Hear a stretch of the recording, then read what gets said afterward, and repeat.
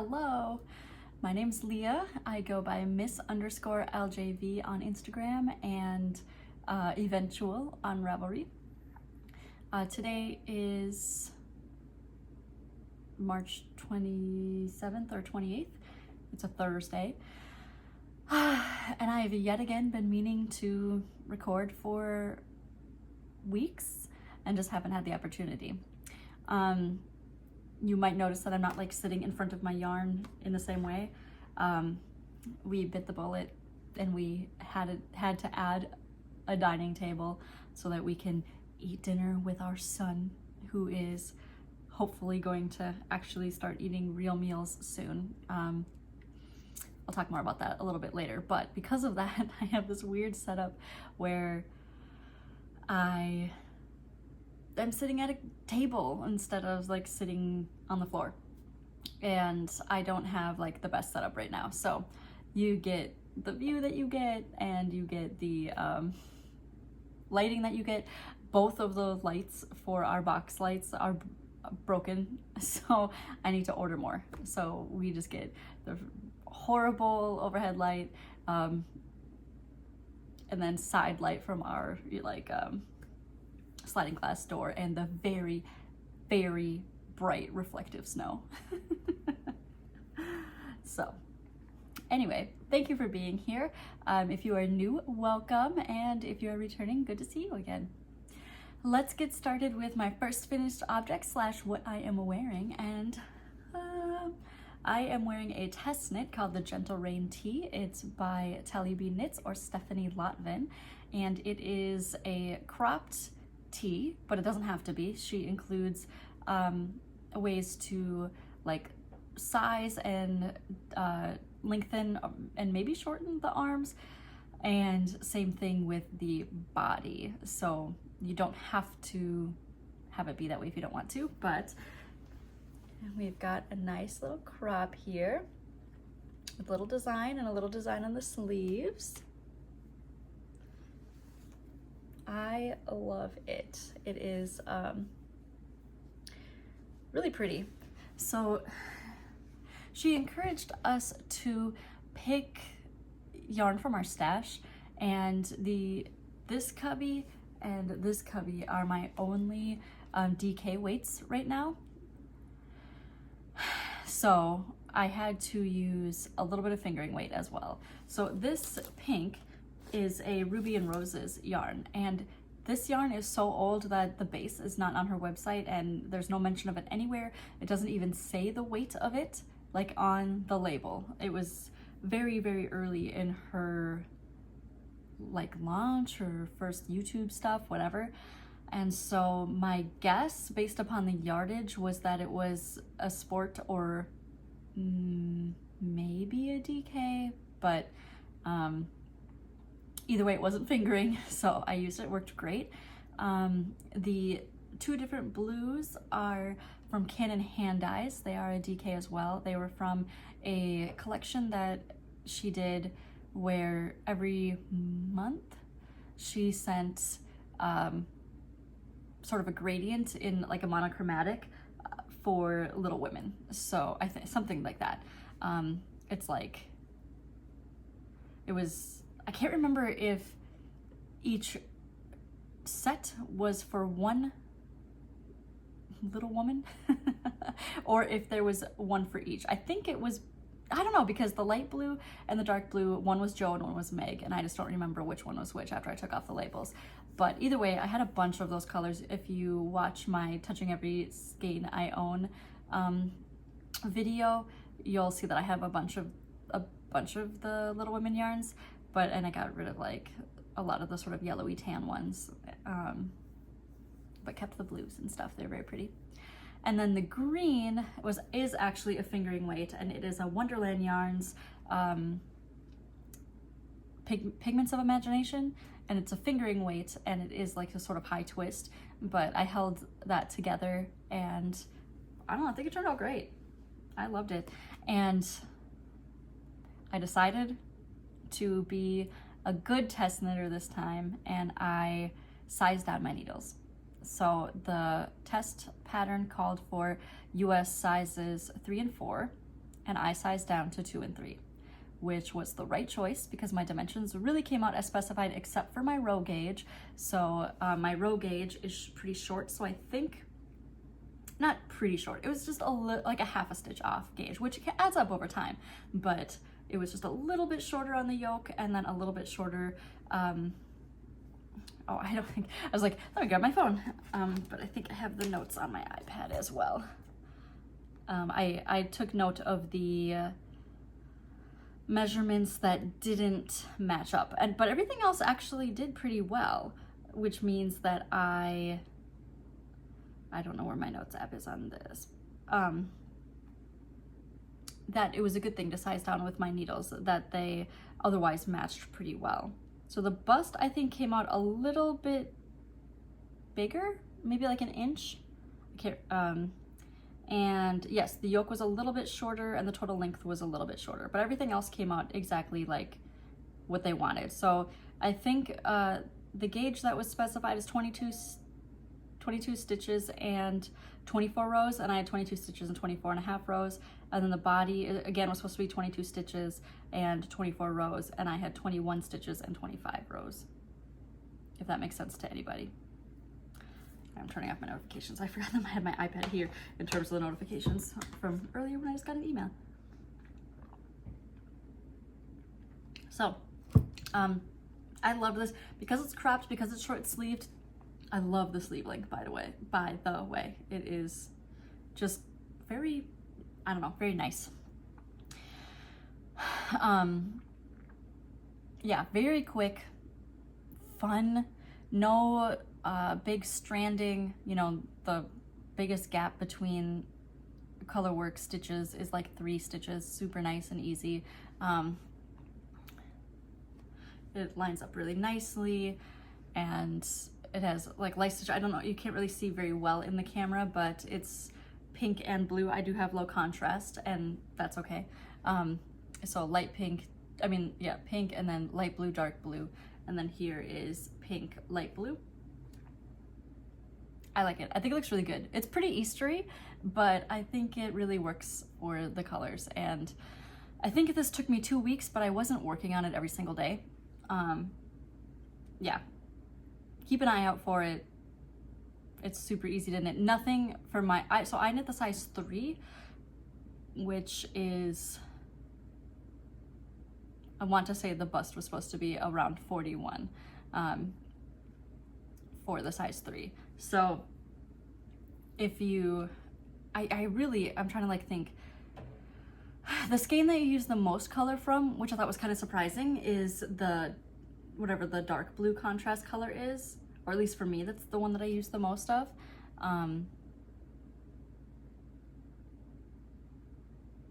I guess the fingering weight probably, the obviously like the main body one as well. But in terms of like using a full skein, I didn't really come close to using a full skein. So you'd probably be closer to using a full skein in like in the size 4 and probably by the size 5. I believe that she's going up to size 10, which again, she struggles to find people on like sort of either end of the spectrum. She gets tons of people wanting to test like the size 3, size 4, size 2 maybe, but not really anybody in the really small sizes or the larger sizes. And she's great to test with. And testing, if you've never done test knits before, Stephanie does a really good job of getting her patterns already tech edited. I'm stuttering so much today. And really, for the most part, calculations all done. It's not like they're messy. It's not like it's hard to read. Like the patterns are pretty good to go. She uses test knitters to catch small errors. So sometimes when things aren't bolded, or if she accidentally copy pasted something from somewhere and it repeated the wrong numbers, like maybe stitch totals, or like it'll say like go to page 10 and then, but actually they meant page 9 because she moved something around, like little things like that. So if you have never test knit before and you're afraid to, it's not like you're getting a worthless, confusing, stressful pattern that you're going to need to make a lot of corrections for. So I'm just saying, if you want to test knit in the future, you should try test knitting for Stephanie. and especially if you are either on the really small end or the large end, because that would be really helpful for everybody. But anyway, I believe she has 10 sizes, 8 to 10 sizes. So keep an eye out for that, and I hope you knit it, and I hope you share it with me. That's like the biggest thing I've gotten done recently, but I did finish one other really big, important project, and that is my wedding shawl.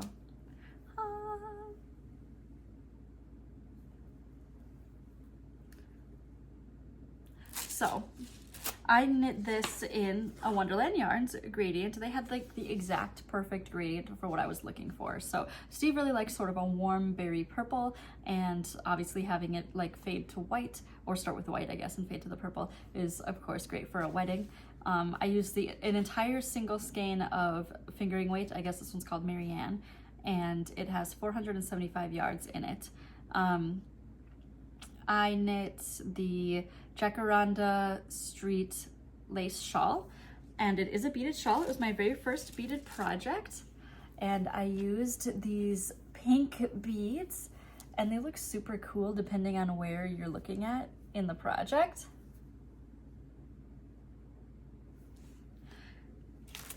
I was kind of nervous doing a full lace project just because lace is like the only thing that I don't know how to fix if I make an error. It's like you gotta just like do a full ripping back. Sorry, my ankle is hard on this chair. Gotta put a little cushion on it, right? You know, and so I was really worried that I would make a major mistake and then not be able to go back. So I think I talked about my last podcast that the biggest mistake that I made, I can't even remember what it was now. It had something to do with I was looking at the wrong part of the chart, or like doing the repeat wrong.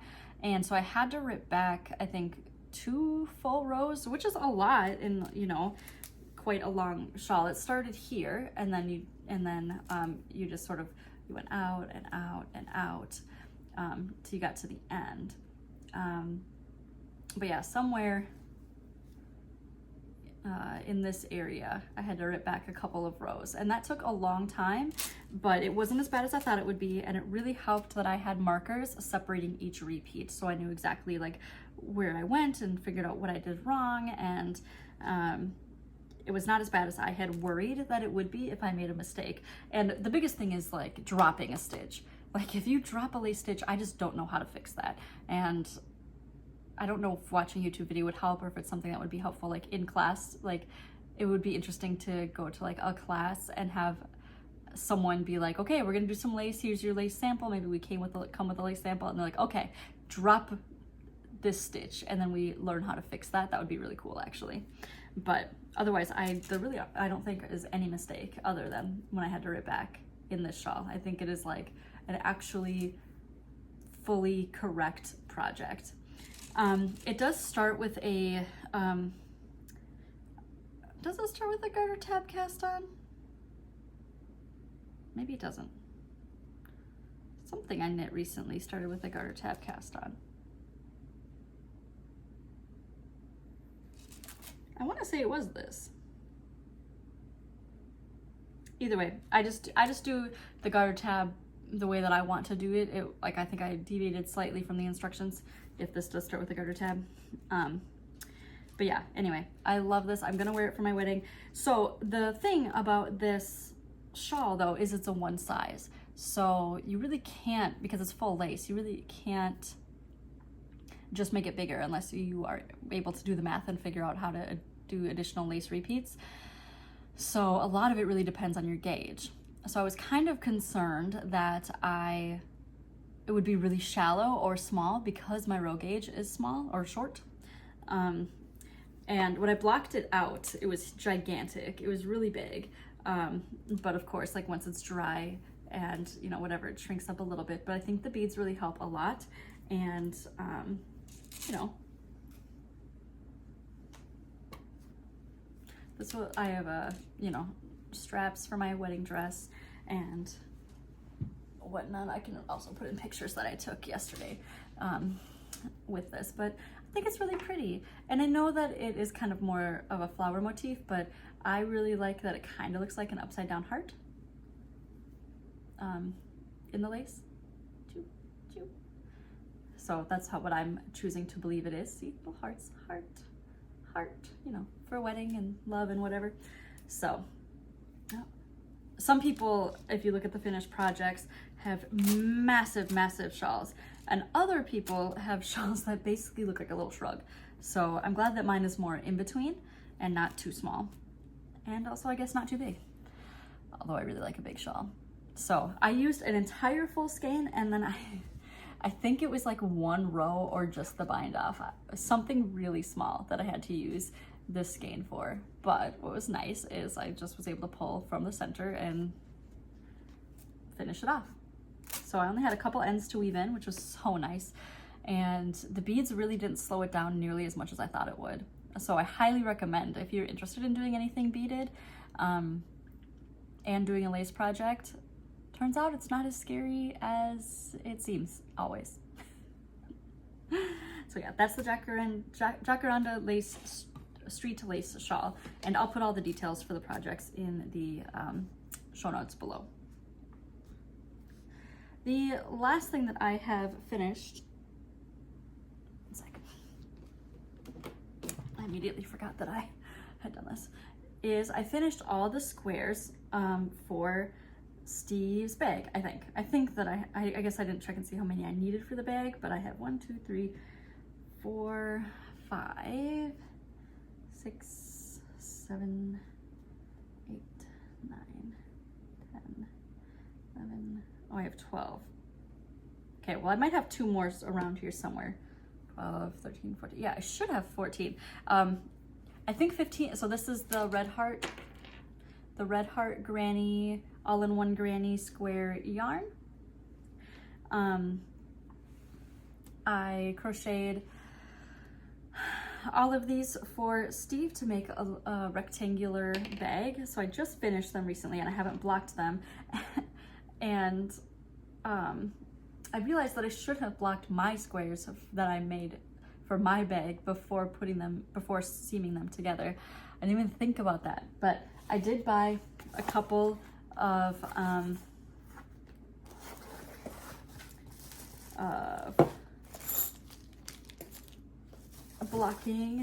little blocking things from Amazon.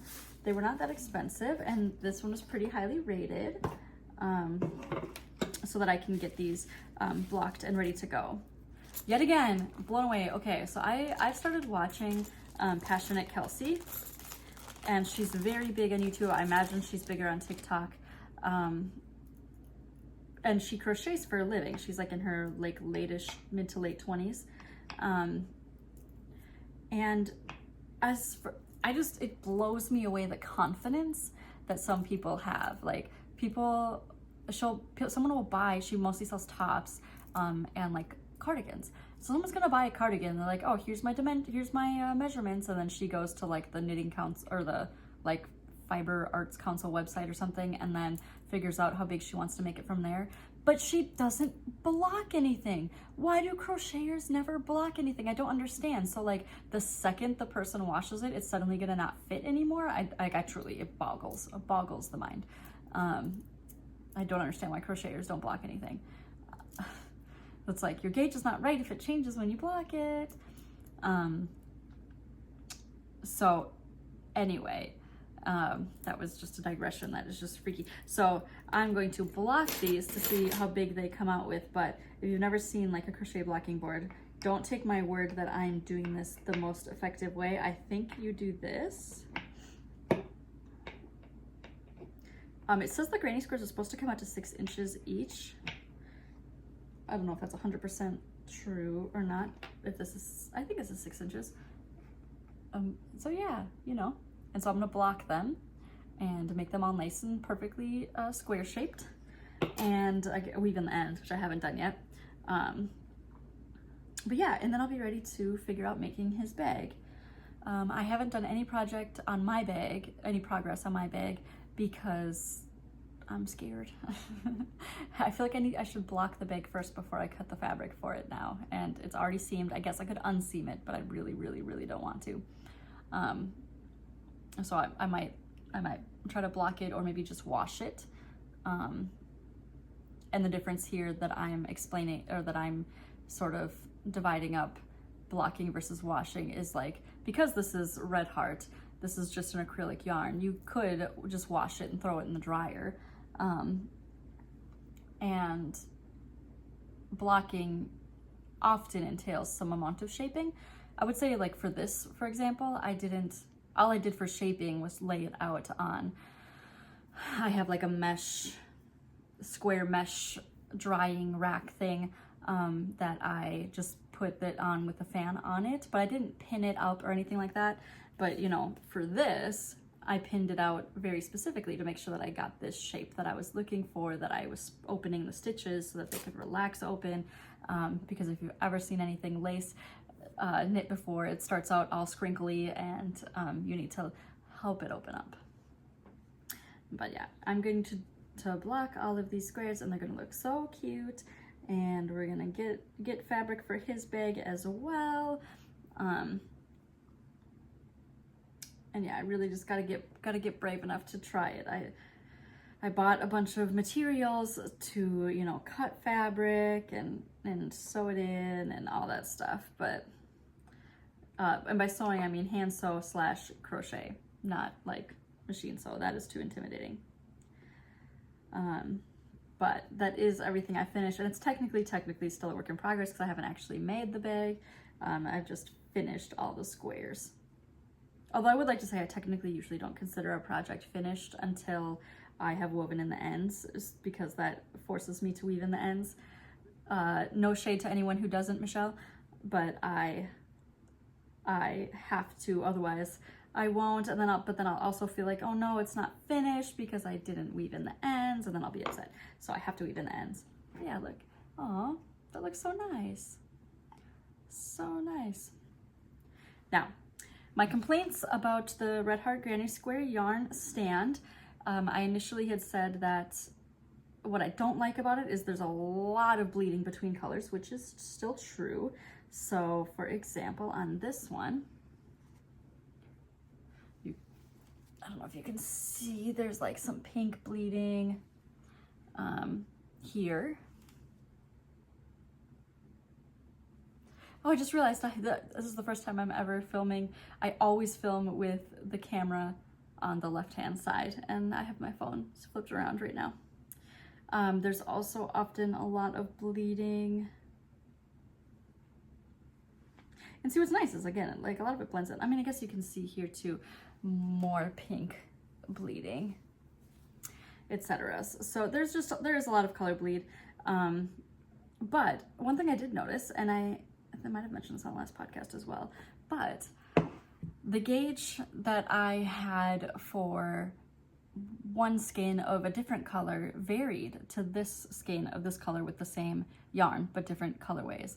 So with both skeins, I had to use like choke way up, and by that I mean like my magic circle. I mean, this is like what, like 9 inches probably of yarn before I even cast on my magic circle. You know, there was so much extra at the beginning. And so I'd have a very, very loose gauge for the first color, like super, super loose, very, very loose for the second color. So first color, second color, extremely loose. Third color, pretty close to regular gauge. Fourth color, a little bit tighter. And then the border, or the fifth color, always very, very tight. If I wanted to have any left over in the black, I would have to knit crochet extremely tightly, but usually it would be like pretty much right down to the color change, which is fine because then I can weave it in. And again, I still had tons extra to start the next one. So I've seen some people say that they're really struggling. I don't follow the pattern that's prescribed on the ball band or wherever. I would do a magic circle, you know, what is it, chain 2, then do the 4 clusters. I will chain 1 between each cluster, Then here I chain 1 in each corner, but not between, not on the edges cluster. And then I would just do that all the way around. So like these 3 don't have chain 1s, but the corners do. And that really works for me to sort of meet gauge. And what's nice is that if you have, let's say you end a row and you have a bunch left over and you're satisfied with the gauge of that row, you can just slip stitch until the closest cluster and when the color change happens, and works great. You only need to rip back really if you run out of yarn completely, and that only really ever happened to me on the black, and I would have to rip, let's say, like half of it back and then just really crochet very tightly. So and I used a J 6mm for it, and I'm finding it working just fine, no issues. So if you are interested in that yarn, that is my recommendation, is figure out, first of all, like what's the crochet pattern that you want to follow, or the granny square pattern that you want to follow, because I believe theirs is like chain 1 in between each cluster, and chain 3 at the corner space, which is a monstrous gap. And I don't want to do that. So I figured out a way for it to work for me. And I think, and it didn't take me that much experimentation, and I am a very beginner crocheter. I am not an extremely skilled crocheter. So I think if you are more of a crocheter and you're interested in trying out this yarn without having to have color changes and a bunch of ends to weave in, I would recommend it. I mentioned last time that I think I find it less frustrating maybe than other crocheters because I'm still a very like unskilled beginner crocheter, and so I don't have a sense of how long it takes me to crochet something. So if this takes me longer than, let's say, doing just a 1 color granny square does, I don't notice. If I were doing this with knitting, I probably would be more frustrated because I have a really good sense of how quickly I knit and how skilled I am at the knitting. And if I was slowed down by something like that, I feel like I would be way more aware of that. All right, the last thing that I am knitting is a project I started last night, so I haven't gotten very far on it, but it is the Ardea by Ksenia Naidyon.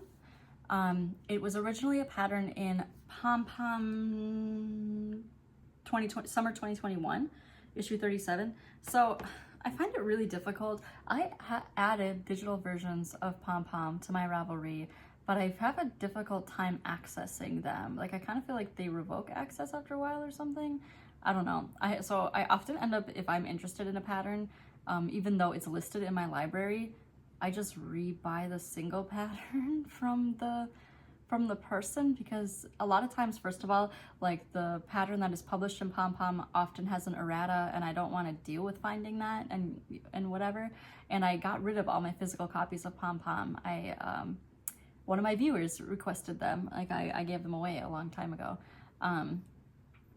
So I don't have them anymore. I don't have access to them, even though I bought them. So I just rebought this pattern, and it is, it calls for Juniper Moon Farm Zoe, and I actually bought yarn for it. Actually, it's right here. Juniper Moon Farm Zoe, which is a cotton linen blend, so it's a very like light, airy summer top, and like it's a very loosely plied yarn, and it's like it's a little fuzzy. It seems a little rustic, but I'm hoping that it would soften a little bit. It is not as intense as just like straight linen. You can definitely feel the linen, and I think the cotton is what gives it the fuzziness. But I did buy skeins for the cropped version of this because the cropped version is super cute. But I decided that I wanted to try first knitting it longer, because when I found the pattern again in my library, I really, really liked the look of the longer one. You know, what's interesting is, okay, so, you know, I was pregnant for like half of 2022 and a third of 2023, and I got really comfortable with like my belly. It's really hard. I don't know how to explain this, but I loved wearing like bodycon stuff. I loved just like not having. I grew up in the 90s and early 2000s where the, you know, heroin chic or like cocaine chic, you know, very, very emaciated look was like what you strive for. And I wish that I could go back and tell my younger self, like, you are really skinny. Like, you don't need to be constantly putting your arms in front of your stomach and screw low-rise jeans. And even though I do remember reading somewhere or hearing somewhere, like, I remember when I'd sit, I had those little teeny tiny rolls, you know, and I would think that was fat. And it's like, no, you have skin. Skin does that. And so I just sort of grew up my whole life being very self-conscious of my stomach, which I didn't have. I don't think that I started getting even remotely anything like a belly until I was like late 20s, early 30s. I of course fluctuated weight, but I feel like a lot of that is like in my arms and my legs. But unlike a lot of girls, I've noticed that a lot of girls or women, younger people, when they gain weight on the upper belly, and I always had mine on the lower belly. But anyway, when I was pregnant, I felt so free of that self-judgment and the self-consciousness. I was not concerned at all about the size of my stomach. I was gigantic by the end of my pregnancy, and I was 2 weeks late. I didn't start getting stretch marks until the last 2 weeks of my pregnancy or something, and they exploded out onto my skin because my belly, just with Quinn's weight just weighing me down, like my belly was so protruding and so hanging with all of his weight, because if you're new here, he was a 10-pound baby.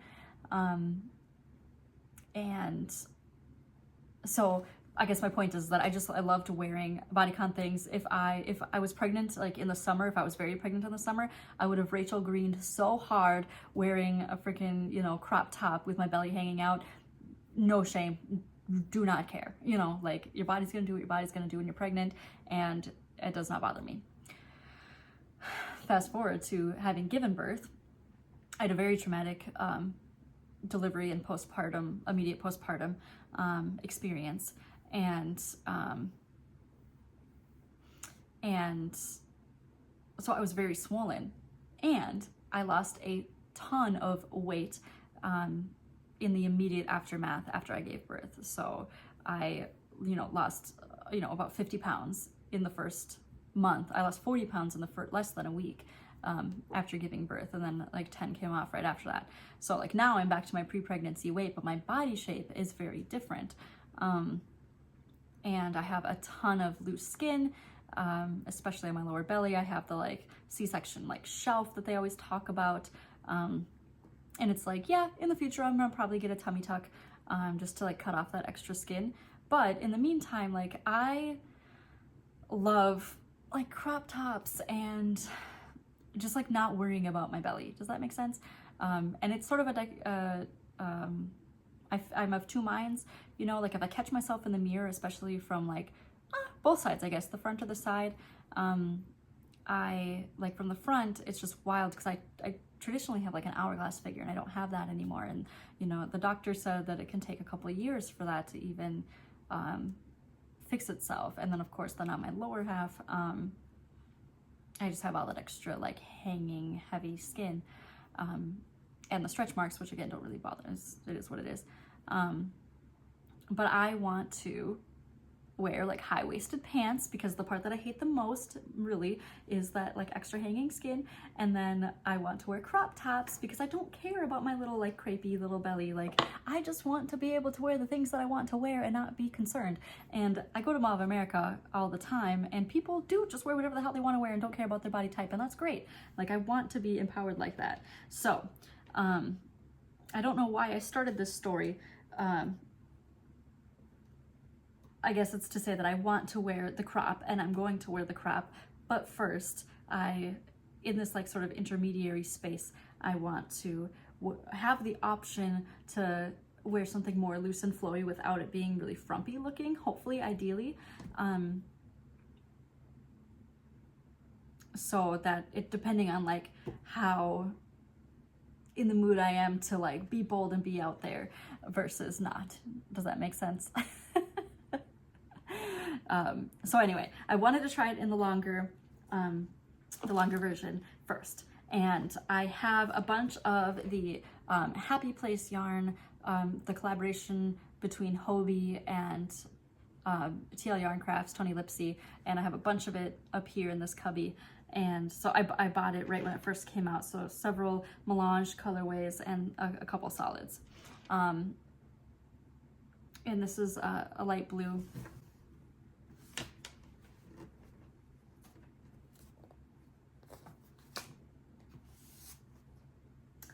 This one is a solid, although it's kind of heathered. And it, oh, that just says color 21. I know it has an actual color name, I just don't know what it is. But it's 50% cotton and 50% wool. So it does have wool, but it is still cotton. It is extremely soft. I'm actually really excited to try to crochet something in some of this yarn. I love the idea of crocheting with a yarn that crocheters really love, because the yarn that I buy is, I want to say technically, but you know, more often shown by knitters. So anyway, I started it yesterday. And it is a top that is actually knit side to side, so front first and then the back, and then they're seamed together. So I think that it's starting on maybe the left side, and so the number of stitches you cast on is how long it's going to be, so it's pretty long. And yeah, so it starts with a little braid, and then now I just did this little like wrap stitch detail, and it seems really cool. It's definitely gonna be like light and airy. Yeah, I'm so excited for it. And it's a different technique. I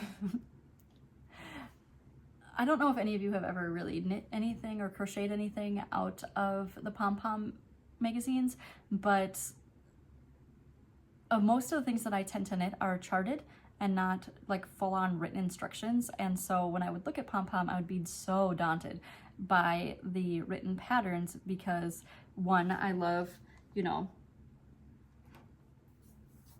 my pattern's a knit companion, right? So I can move my little highlighter around and I know exactly what row I'm on, versus having to, like, I don't know, use a Post-it or something to track each row.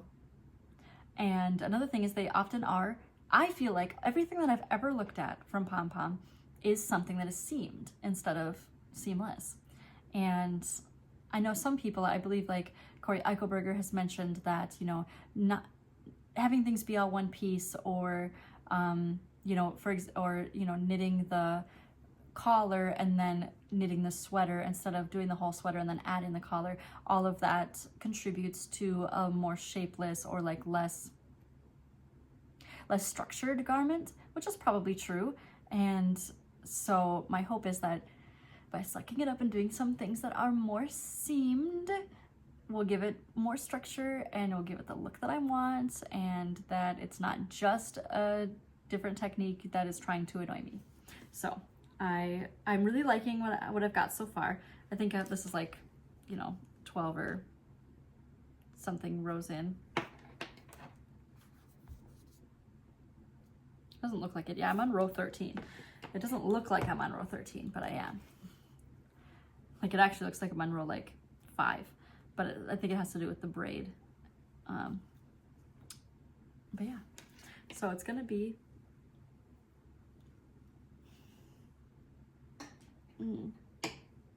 oh no, I'm like, okay, this is pretty long. So we'll see if I'm doing it right, or if I'm gonna have to rip out these rows. Again, this is the progress I did last night. So if I need to size down a little bit, I will. I did choose the size 4 because it said that it wants you to have like 3 inches of positive ease, and the size 4 comes out to 41 inches.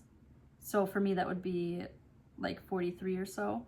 If I did the size 3, that would be 37 and a half, and that would work out to like 39 with my gauge the way it is. And I wanted it to be definitely loose enough. Maybe I should do the size 3.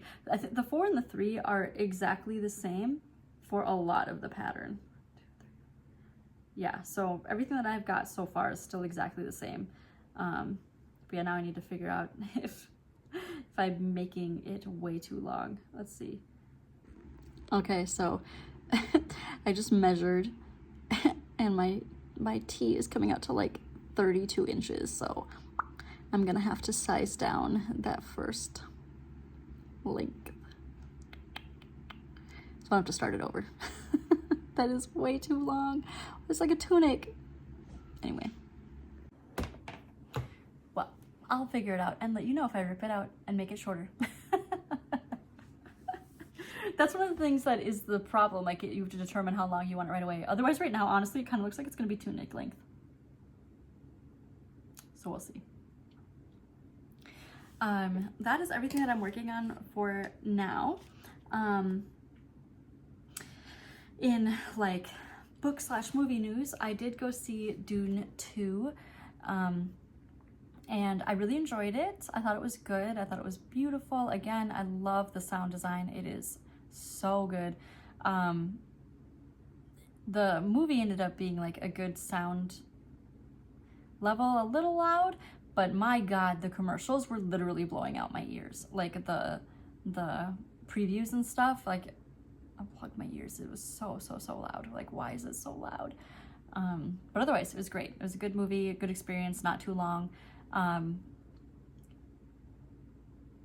I finished the book, Dune, like a week after I watched the movie, and I'm so curious as to what they think they're going to do with the third movie. So the second movie ends where the book ends, but they made a few very major changes. And so this, I don't think is like major spoilers, but like in the book, a few years pass before the end of the book. So for example, Paul's sister is a character in the book, and she's not a nothing character. And so I'm very curious what they plan to do, because she is still a fetus in the movies. She doesn't become a non-fetus. And so I'm very curious as to what they plan on doing, or even why they changed that. I wonder if it's because they didn't know how to cast a very small child, because in the book she's only like 3 years old. Yeah, by the end, I mean. So anyway, I finished that. I read like the afterword by Frank Herbert's son. Very interesting, very enlightening. There also is like a glossary, which is very interesting, and several appendices, which like sort of expands a little bit on the universe. And then my dad lent me Dune Messiah, so I just started that. I'm excited to get into that. It's much shorter. I mean, the text is still, it's not as small as the other one, but immediately I see Aaliyah, his sister. It's like, what's gonna how, what? And I was at Half Price Books the other day, and I decided to pick up A Little Life by Hanya Yanagihara. It follows 4 college classmates. A hymn to brotherly bonds and a masterful depiction of love. It's about the families we are born into and those that we make for ourselves. So, I don't know. I was very interested in it, and I like having a book to look forward to. And while I'm talking, I realize I also really want to read the Young Chen books from the Avatar series, so I got to do that as well. Oh, one other knitting thing. I did purchase an advent for the winter, so we will have an advent, assuming I do Vlogmas this year again. I mean, if I was able to do Vlogmas last year with a 9-month-old, I'm sure I'll be able to do one with a, year and 9-month-old.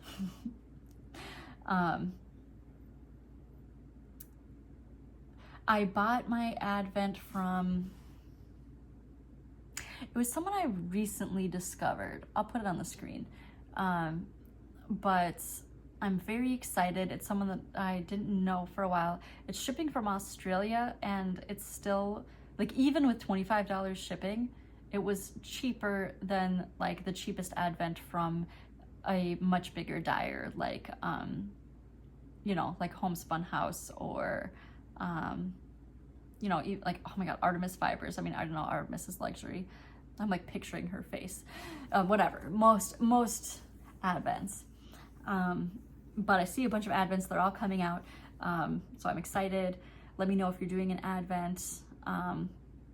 Also, let me know if you want me to give you suggestions for people to check out for an advent, if you have like money to spare, or set aside for yarn advents.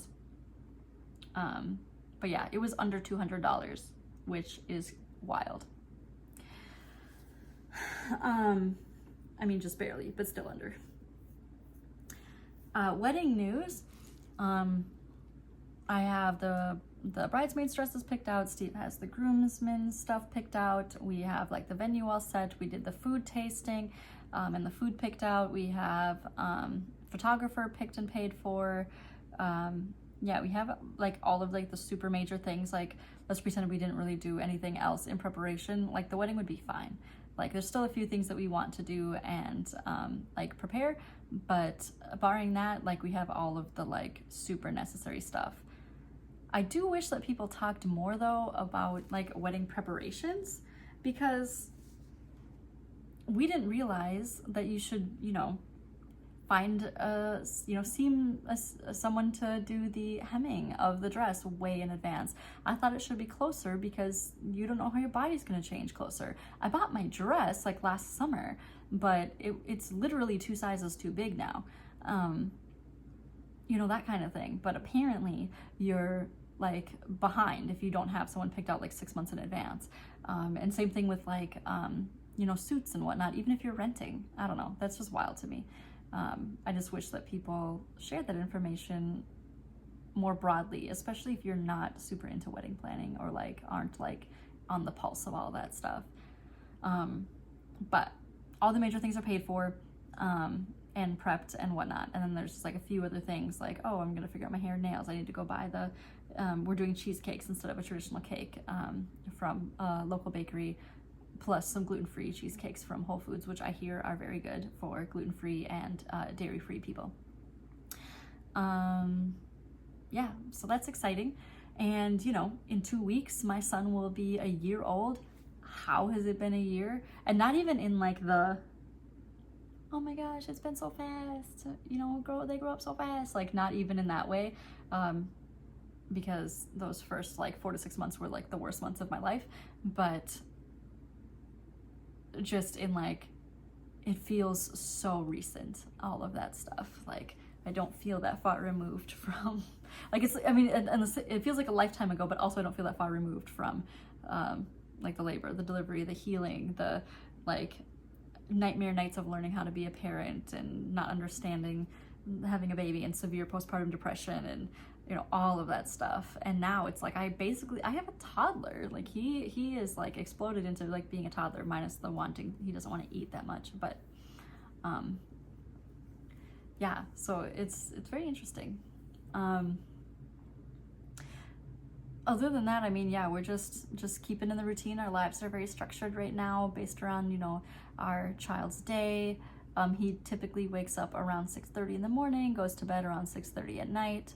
And then we tend to go to bed at like midnight. Oh, and I didn't get to record for such a long time because Quinn got really sick for like 5 days. He had like some sort of a stomach thing and he was just so sick. And then right after that, he's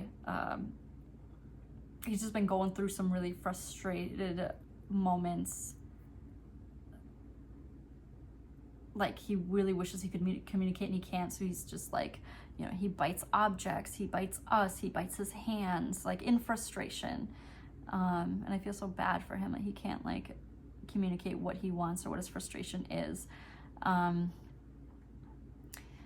then it freaking snowed again, like, they called a snow day on a day where they absolutely did not need to call a snow day. It was just a regular ass day. It did snow, but it was not a big deal that day. And so they called a snow day, and then the next day, which was the real day they should have called a snow day, then they sent the kids home early. So that was Monday and Tuesday. And so I wasn't able to record or do anything because we had Quinn home, and I just don't have the energy to record when he's home, especially if he like is napping or something. And he's still so needy of my attention and time. He absolutely does not want to be anywhere separate from me. At this point, he will just wail his head off and not get over it if he can't be near me the way he wants to be near me. Yeah, so I'm just leaning into that, just letting it happen. And yeah, our wedding is 2 months away. Hopefully there will be no snow on the ground at the end of May. Hopefully it'll be nice and warm because we're getting married outside at an arboretum. And yeah, that's about it. I appreciate you hanging out with me. I look forward to talking to you again soon. You know, let me know how the weather is where you are, and if you've got anything you're looking forward to coming up. I'll talk to you again soon. Bye.